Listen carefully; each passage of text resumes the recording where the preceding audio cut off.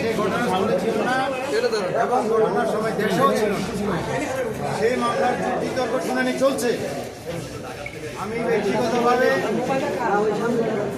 জাকির খানের পক্ষে নিয়োজিত আইনজীবী হিসাবে আদালতে সকাল 10টা থেকে 12:30 পর্যন্ত এবং 2টা থেকে এখন 4টা পর্যন্ত একটানা যুক্তিতর্ক উপস্থাপন করেছি। আমাদের আসামি কেন খালাস হবে, আমাদের আসামি নির্দোষ এবং সে কেন খালাস হবে সেই বিষয়গুলো আমি আদালতে তুলে ধরেছি।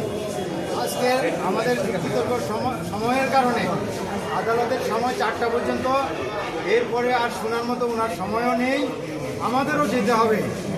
তাই মিটিং আছে আদালতের, আসি আর শুনবেন না, আগামীকালকে আমাদেরকে আবার শুনবেন এবং সেটা 12টায় সময় দিয়েছে। 12টার থেকে যত সময় লাগে আমরা সেটা বলবো এবং তর্ক শুনানির পরে রাষ্ট্রপক্ষ এই মামলায় তাদের যুক্তিতর্ক উপস্থাপন করবে। পরে রায়ের জন্য একটা দিন ধার্য হবে, সেই দিন রায় হবে। এখন আমরা যে অবস্থায় যে বক্তব্য রেখেছি, বাদীর বক্তব্য, বাদীর যে সাক্ষী দিয়েছে সেই সাক্ষীর সর্বত্তা হলো শূন্য, এজাহারটা শূন্য। উনি রাজনৈতিক প্রতিবিম্বিতকরণের জন্য, প্রতিহিংসার জন্য, জাহির করার জন্য, নিজেকে রাজনৈতিকভাবে প্রতিষ্ঠিত করার জন্য, জাকির খানকে মাইনাস করার জন্য এই মামলায় জাকির খানের নাম সম্পৃক্ত করছে এবং গিয়াসউদ্দিন সাহেবের নামও এই মামলায় ছিল এজাহারে, কিন্তু সেটা মাইনাস করা হয়েছে এবং আপোষ করে তার শ্যালকের নামও ছিল, স্পেসিফিক এলিগেশন ছিল, সেগুলো আমরা সব আদালতের কাছে তুলে ধরেছি। তাদেরকে নট সেন্ট আপ করেছে, আমাদেরকে এই মামলায় জড়াই রেখেছে, আমরা তখন বিদেশে ছিলাম সেই কারণে।